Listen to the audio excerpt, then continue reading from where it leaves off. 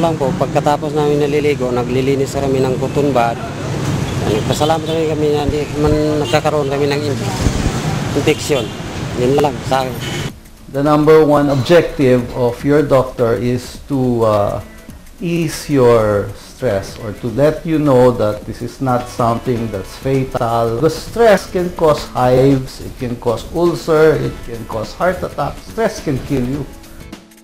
So, reassurance muna, tapos isa-isahin natin kung anong number one problem nila because of the tinnitus.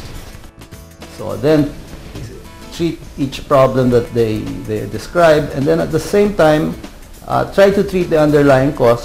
Ask them to improve their nutrition, to avoid coffee that causes more, di ba nakaka-stress pag masyadong maraming kape. Avoid dark colored drinks according to the book, which mostly has caffeine. And then, you ask them to take vitamins if they're, so especially sa middle age, baka sobra na silang, their diet is not sufficient to give them the proper nutrition. No? And then, tell them they have to get enough sleep, make sure they're well rested, and then finally, look for ways and means to mask the symptom. And then there are medicines you can try, but as I said, it's like a different flavor every year or every few years on what the right medicine is for this.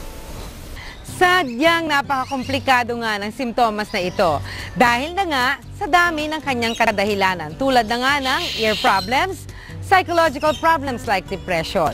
Ang importante, pag kayo ay nakaranas ng tinnitus, kumonsulta kayo agad sa inyong doktor. See you next week. This is Generation RX, your health and travel show that keeps you informed. Now signing off.